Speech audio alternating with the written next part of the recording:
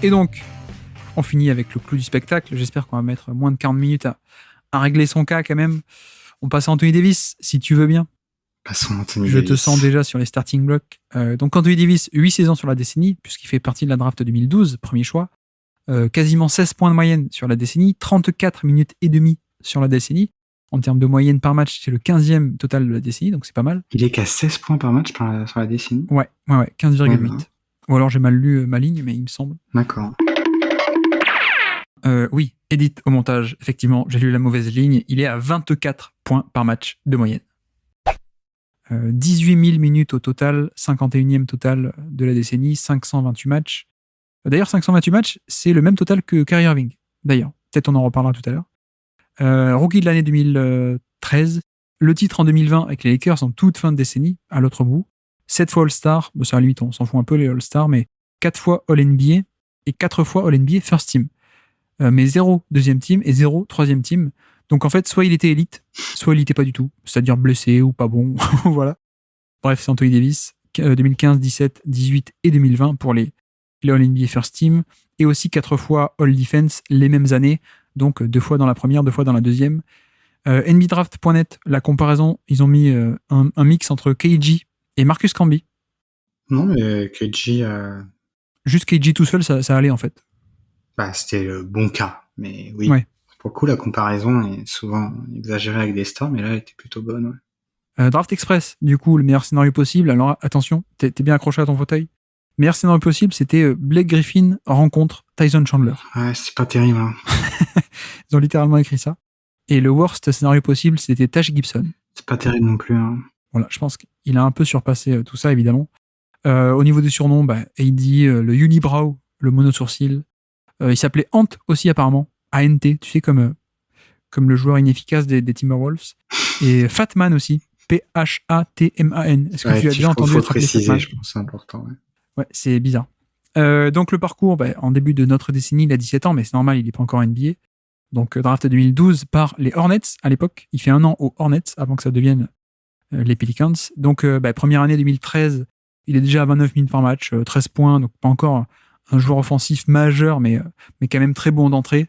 Pas de playoff pour les Hornets, du coup, évidemment. En 2014, c'est l'année où arrive le trio avec Jrue Holiday, alors Eric Gordon et Jala, mais Tariq Evans aussi. Mais ça fait pas de playoff. Mais lui, par contre, monte à 35 minutes par match et 21 points de moyenne, déjà, en tant que sophomore, et il est encore très très jeune. 2015, 36 minutes par match, 24 points par match. Ça continue de monter au niveau de sa propre production. Ça fait les playoffs, avec notamment Jrue Holiday blessé, mais Tariq Evans en tant que meneur. Ça fait les playoffs et ça passe pas le premier tour contre Golden State. 2016, pas de playoffs, malheureusement. C'est un peu, ça fait les montagnes russes du côté des Pelicans à l'époque. Notamment, c'est une année où il y a pas mal de blessures. Rick Gordon fait une quarantaine de matchs, Tariq Evans fait 25 matchs, et Jrue Holiday n'est pas titulaire sur l'ensemble de la saison. Enfin bref, les blessures du côté des Pelicans, c'est une habitude. 2017, il a 28 points par match de moyenne, il n'a que 23 ans à l'époque, rappelons-le. Il y a le trade de DeMarcus Cousins en cours d'année, en février, à la trade deadline, mais pas de playoffs pour cette année-là non plus. Mais par contre, 2018, on a enfin des playoffs, une belle année. Lui, encore une fois, 28 minutes par match, ok, tout va bien. La fameuse année avec DeMarcus Cousins qui se passe très bien avant que malheureusement Cousins ne se blesse. C'est aussi l'année avec Rondo, tu te souviens sans doute. Et en playoff, ça passe Portland au premier tour. Et ça s'est éliminé contre les Warriors, les grands Warriors, donc pas de honte de ce côté-là. Et puis, saison 2019, un peu gâchée par la saga de Anthony Davis demande son transfert. Je me souviens, on avait fait un podcast scouting à l'époque sur l'écho des parquets sur lui. Et je me souviens avoir scouté des matchs où la moitié, en fait, il est bon, et l'autre moitié, c'est après sa demande de transfert, il est très mauvais, en fait. Il essaie même pas. Et finalement, la situation se débloque à l'été 2019, échangé du côté des Lakers. Et puis 2020, enfin, peut-être son paroxysme, on va en parler. Le titre dans la bulle, 26 minutes par match, un niveau défensif monstrueux. Voilà, alors, pour te lancer sur le profil, mais de manière plus globale, avant de rentrer dans le détail de chaque saison, qu'est-ce qui est valuable, etc. ou pas, j'ai envie de dire, malheureusement, on n'a pas eu une décennie à la hauteur de son talent pur, si on peut dire, à cause de plein de facteurs qui ont été les blessures, le mauvais contexte de New Orleans, les transferts, etc. Malheureusement, on n'a pas eu la décennie qu'on aurait pu avoir, quoi. Oui, c'est vrai qu'avec Anthony Davis, d'ailleurs, on peut faire le constat que ça soit sur la décennie et même encore aujourd'hui, c'est de se dire, heureusement qu'il y a ces playoffs 2020.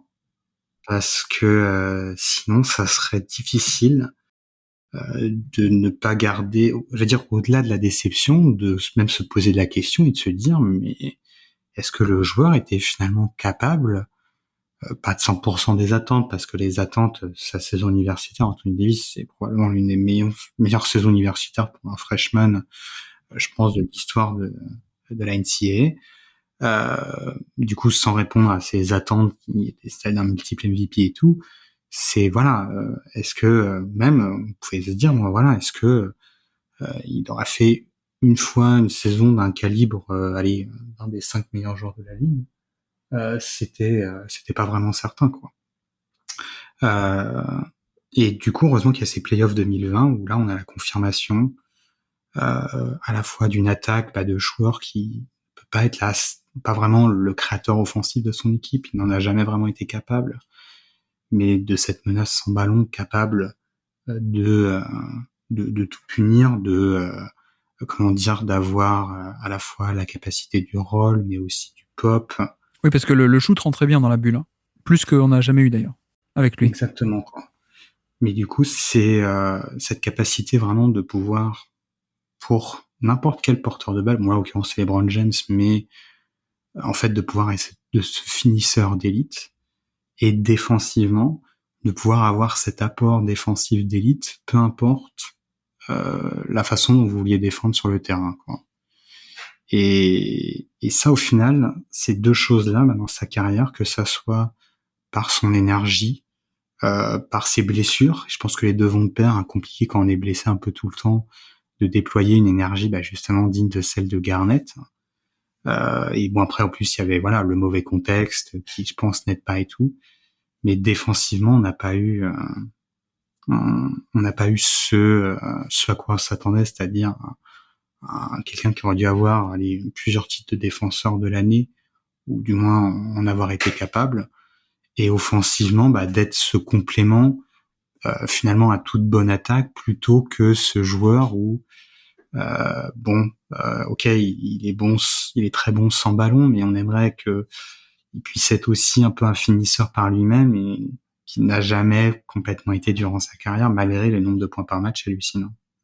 Disons qu'il arrive en 2012, donc il arrive très jeune, alors que la décennie a déjà commencé, mais pour moi, il aurait pu faire partie du top 5, clairement, de la décennie, et je pense qu'il n'y sera pas. Enfin, on peut discuter, on verra quand on classera les gens, mais je pense qu'il n'y sera pas, alors qu'il avait ce genre de talent, et c'est pas comme si c'était que du what if, quoi. Je veux dire, le talent, on l'a vu, quoi. C'est juste que, quand on mesure ses performances, déjà, lui-même est irrégulier, et en plus, il est dans des contextes qui ne sont pas, bons, quoi. Donc, au final, on se retrouve à dire, mais où est-ce qu'elle est la valeur, quoi. Alors, j'exagère un peu, hein, je caricature, évidemment.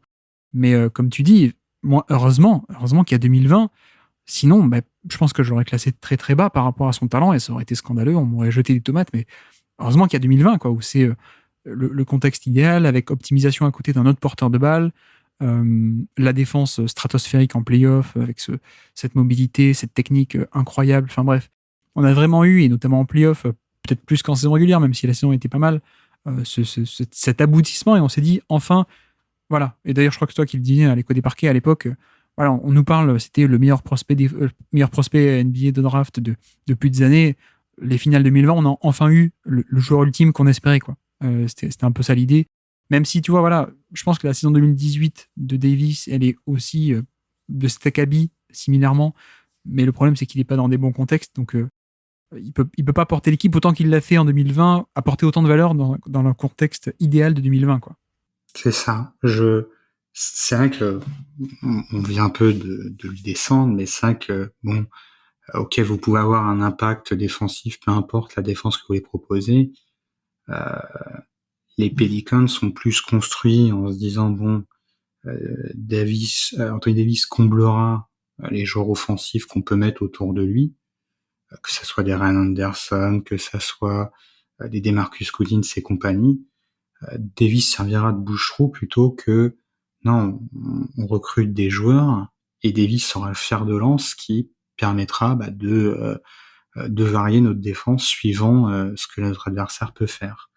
Ça n'a jamais vraiment, voilà, cette polyvalence défensive de Anthony Davis n'a jamais vraiment pu être mise en place du côté de la Nouvelle-Orléans, quoi. Et offensivement, il aurait presque fallu le mettre à côté d'un gros créateur, quitte à ce qu'il ne soit pas très efficace. Ça aurait été idéal pour lui.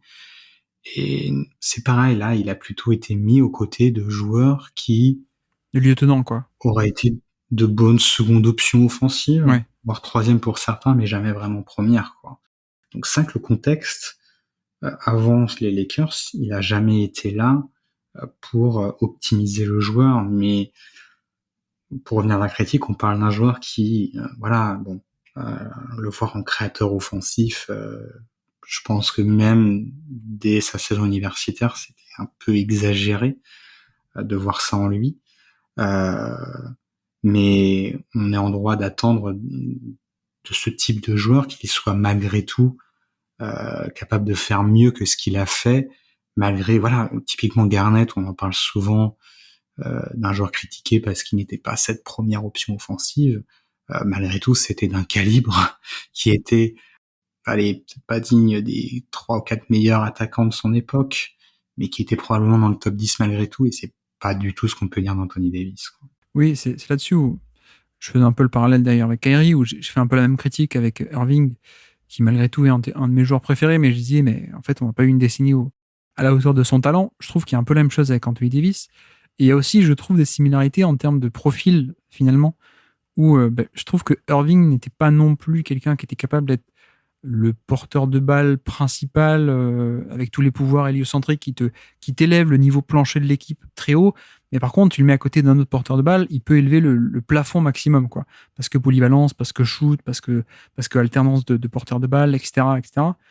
Et là aussi, même similarité avec Anthony Davis, où on en a parlé pendant des années, on l'a vu, quand tu le mets en première option d'équipe, ben non, ça marche pas. Il est pas capable de faire passer une mauvaise équipe. Il est pas capable de la faire devenir bonne. Par contre, tu le mets dans une bonne équipe et il t'en fait une équipe d'élite ou d'ultra élite, quoi. Et c'est exactement ce qu'on a vu aux Lakers. Et donc, il y a cette similarité aussi de pas capable d'élever le niveau plancher, mais par contre, d'élever le plafond et le niveau maximum de l'équipe dans certaines conditions, quoi. Donc et ça, c'est pas tout le monde qui est capable de le faire non plus. Mais c'est vrai que je sais pas, mais dans ce rôle de go-to-guy, moi j'ai toujours été un peu sur ma faim. Peut-être aussi, comme tu dis, que les attentes de draft étaient démesurées.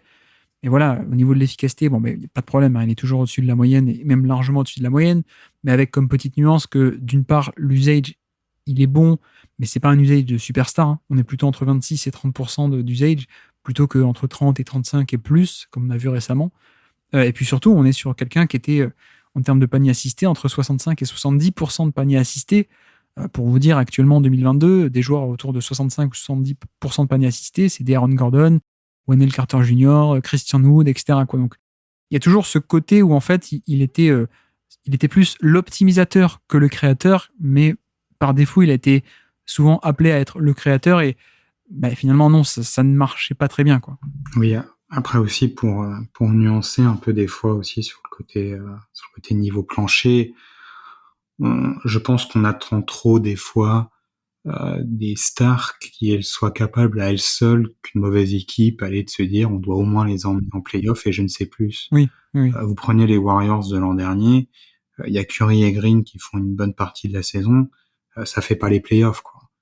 Et je pense pas que Curry et Green soient des joueurs si différents que ça de cette année où ils viennent de gagner le titre.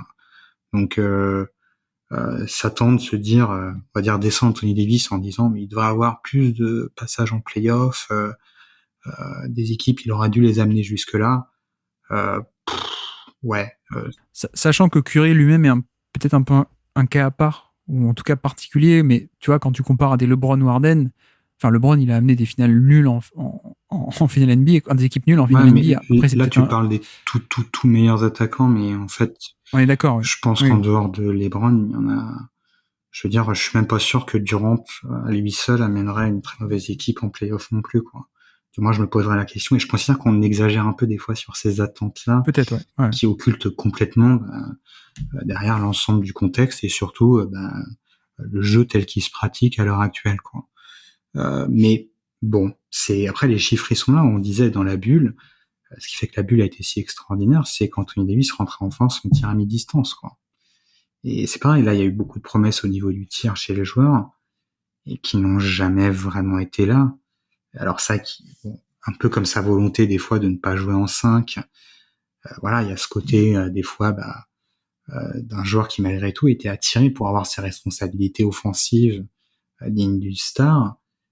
Pour dire que la sélection de tir n'était pas toujours parfaite, mais même sans ça, euh, on parlait tout à l'heure de finisseur d'élite. C'est sur le rôle clairement, mais sur le pop, c'est pareil, ça n'a jamais, excepté un ou deux très courts laps de temps, ça n'a jamais vraiment été le cas non plus, quoi. Ouais, effectivement. Deux mots peut-être sur sa défense. On a vu peut-être sur séquence à son pic que ça pouvait être considéré le meilleur pic défensif peut-être de la décennie ou pas loin avec Draymond Green dans le top 3 en termes de pic. Mais c'est vrai qu'en termes de valeur globale sur la décennie, là encore peut-être on est un peu sur notre fin. Je sais pas qu'est-ce que t'en penses. Oui, mais comme je disais, là, on parlait tout à l'heure contexte, où c'était un joueur qui était très intéressant par sa polyvalence, et la Nouvelle-Orléans a plutôt fait le choix de le limiter parce que bouche-trou des autres mauvais défenseurs à mettre à ses côtés. Mais aussi, si on doit refaire la comparaison par un Garnett, clairement l'intensité n'était pas non plus au rendez-vous d'Anthony Davis, quoi. Ouais.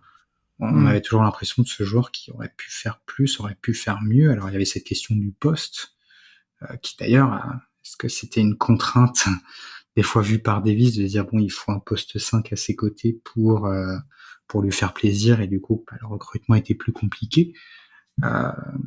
Mais malgré tout, pour moi, voilà, il y avait un certain manque en intensité, et le joueur a montré de quoi il était capable, et pour moi, il avait les outils pour le faire bien avant, même si mon expérience vous améliore.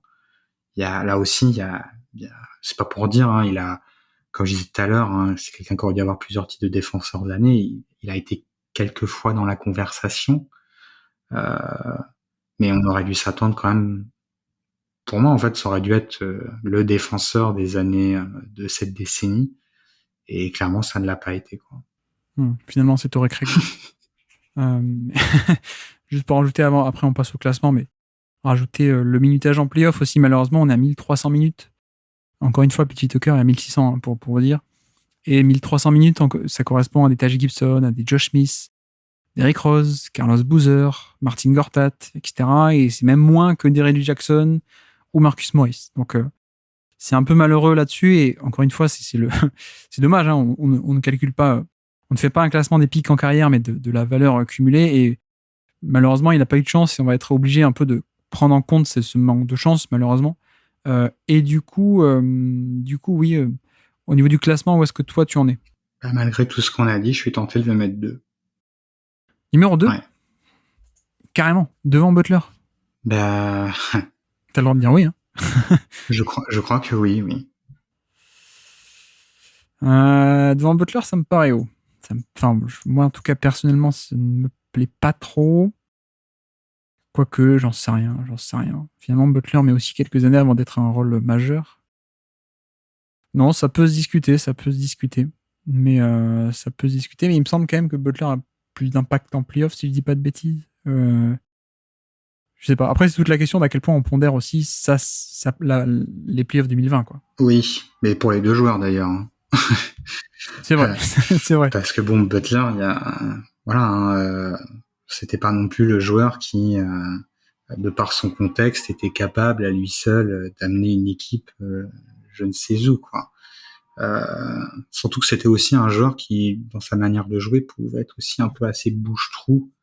Alors certes sur les ailes, mais de pouvoir répondre à pas mal d'attentes différentes, mais rarement en prenant le costume de super options offensives comme on pouvait s'attendre.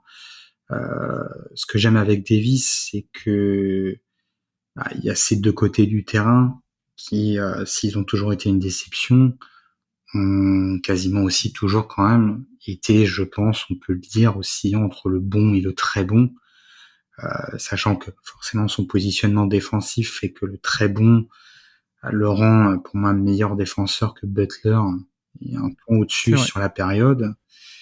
Et offensivement, je préfère Butler, mais il n'y a pas non plus une différence de dingue, dans le sens où Butler a rarement été extrêmement responsabilisé en attaque, que je dise pas de bêtises, que j'aille consulter, mais j'ai pas en tête d'un Butler. Oui, Butler au maximum en carrière, c'est un usage de 26%, quoi.